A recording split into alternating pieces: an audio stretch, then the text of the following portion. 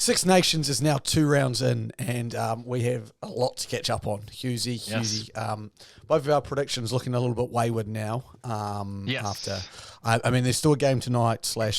We're recording this Sunday morning, Sunday evening for you. Mm-hmm. Ireland versus Italy play tonight. Our assumption is Ireland will do the job in Dublin. But let's kind of cover the first 2 rounds.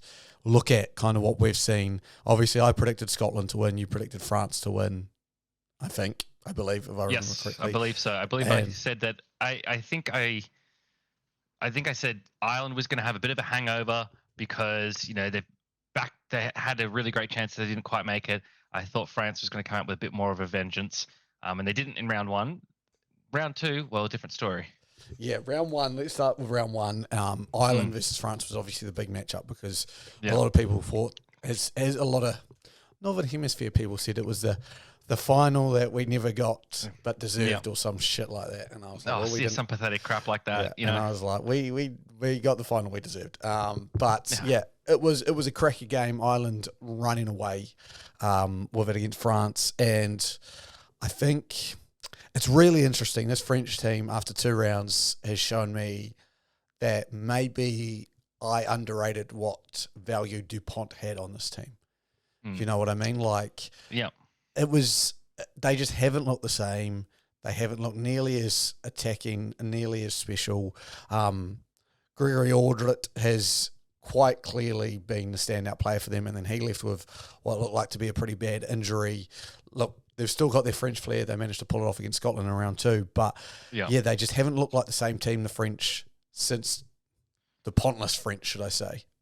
Yeah, and it could be even argued that the French didn't really pull it off against the Scottish. So obviously controversy in overtime in that game. So to break down the scenario, Scotland on France's goal line, Scotland have the ball, dive over, no try called on the field. On the field call was held up or couldn't see that there was a try. Now, that I think was the correct call by Nick Berry. I don't think there's anything wrong with that call. I think he couldn't see it. It was very difficult to see. And he referred it to the TMO. However, looking at the TMO's angles, at least in what I saw was there was the ball and there was no way it couldn't have been touching the ground. The level that it was at, with the level the camera was at, I would say with 100% certainty that ball was on the ground if I was the TMO. However, the TMO said they couldn't make that determination, which I thought was a bit soft. I thought the TMO could have made that decision. And they said they couldn't see it clearly touching the ground, so the on-field decision had to be held up. So the procedure was followed correctly. I think their judgment was wrong. And I think that is still okay. I think if you're following procedure correctly, that's fine. And we can have differences in judgment. I am a little bit critical there because you can be critical of performance without attacking someone. And I think I am critical that that is a try that they should have picked up. I guess being a pretty neutral observer, it's a bit easier to be impartial here. To me, it did look like it had been grounded. And I'm the one that's picked France to win the Six Nations as well. So if I've got a dog in any court, it's a dog in any race, or whatever the phrase is, it would be for France to win. But for me, it looked like the ball had been grounded. I thought that was relatively clear. The TMO disagreed. Result goes France's way. Yeah, look, I agree and disagree. So I agree with what you said, Nick Berry. You can't. There's no possible way he could see if that ball's grounded or not. And the only way you should be able to order try is if you can guarantee that the ball's touched the line. So he sends it up.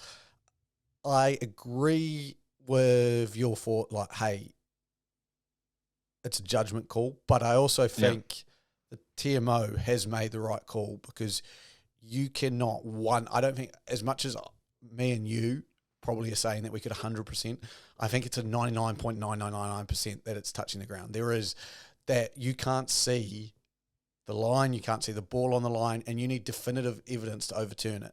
Now, this is where my issue comes in, is the process. I don't mind about that because he had even said it looks like a try.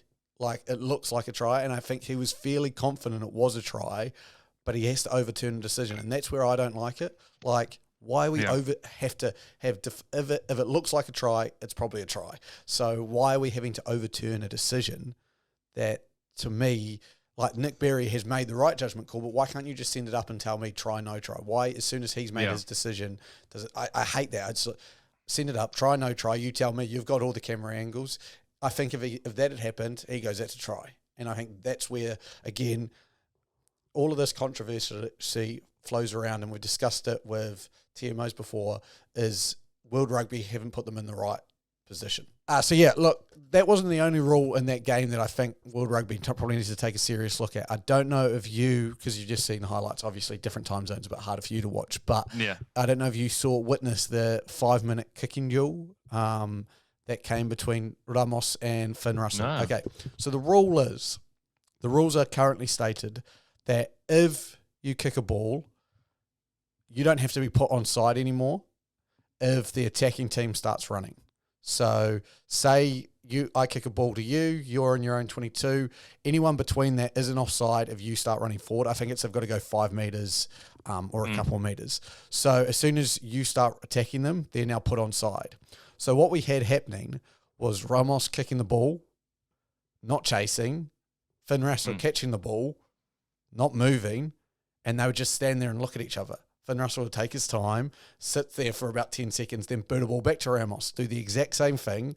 He didn't chase, and it became this kicking tennis, and it was like the commentators are bewildered, but they're like, oh, why wouldn't you want to counter-attack? And I'm like, these are the dumbest commentators I've heard, because why would you counter-attack to put people back on side? Like, it's still like that. They're like, oh, you should want to get back to counter-attack. I'm like, well, no, because why would you put that effort to get back for them just to decide to kick? It was brainless commentary, and it was brainless rugby, and it was like, that rule needs to be changed. I think you still need to be put on side by a chaser, and that solves everything, because at the moment, with the way it is, why counter-attack? There is no reason to counter-attack. Like, if there's players that are able just to stand in the middle and they can form a line pretty much, like, there's not going to be a lot of space there to counter-attack.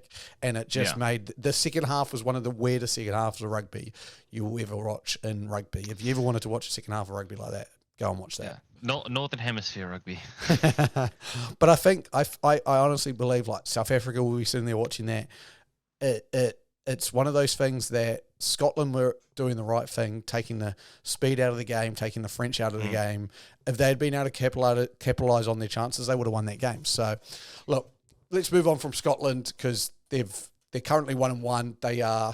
I think they're going to look back at that game, and I know even with the controversy, and go, we blew it, and that could be our Six Nations chance blowing as well. So, look, there's that. England are currently 2-0, which, I mean, I know they've played Italy and Wales, who we aren't expecting to do great things, and they've only just won those games, but they're still 2-0.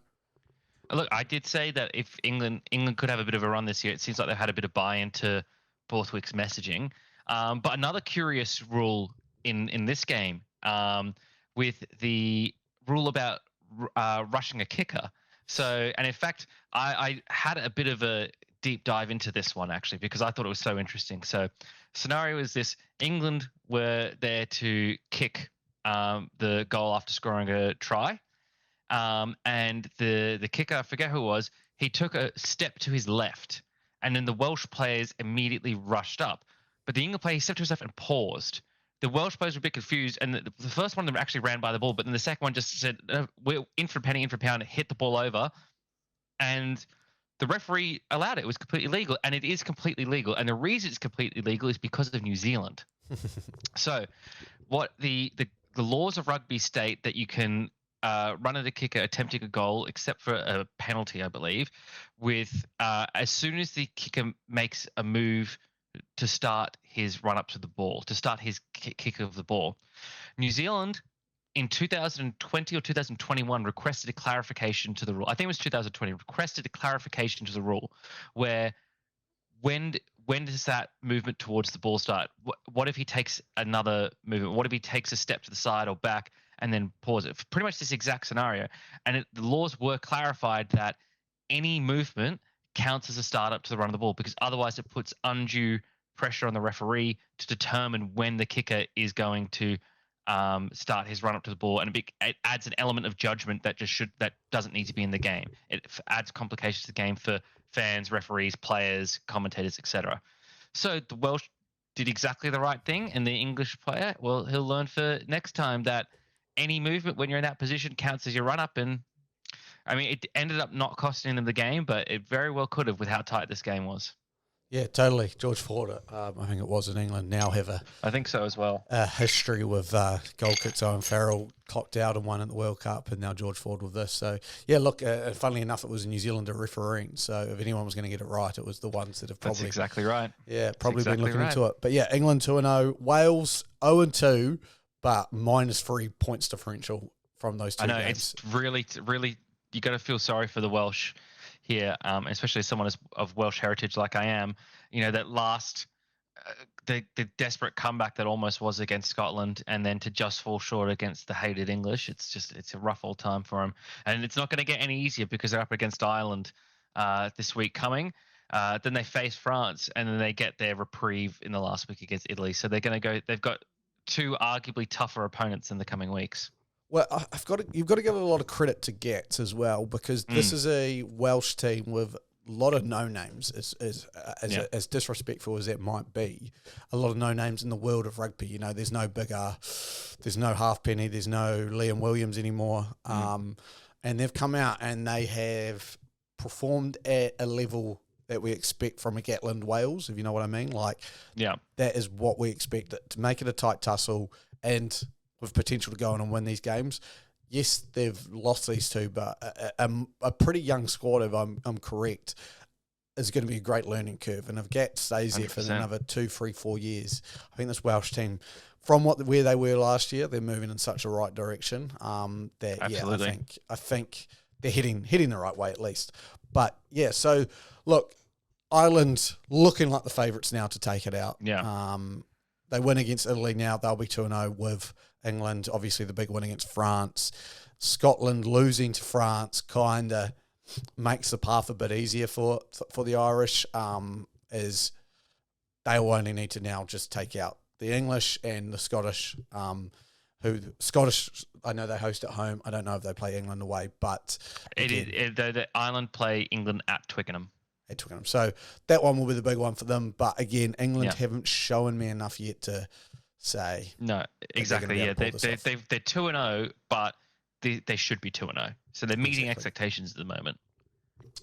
Correct. So that is the Six Nations, kind of where we're at the moment. Finn Russell's looking like the best player in the world at the moment, with the way he's playing. A couple other standouts, as I said already, Gregory Alderit's been very good. For England, Tommy Freeman's had a couple of good games from there. Ethan Roots, former New Zealand Māori, was man of the match in the first game for the English. So yeah, as some people have pointed out, there's a very New Zealand feel to this Six Nations with James Lowe, Gibson Park, Ethan Roots, a couple others in there. But in the comments, let us know, who do you think is going to win the Six Nations from here? Can Ireland hold on? Can Ireland do the Grand Slam? Could England pull off a stunning Grand Slam that was never expected, but they deliver on Borthwick? Thank you for joining us on the Sports Booth, That Rugby podcast. I have been Luke. That has been Husey. We'll catch you next time. Goodbye. See ya.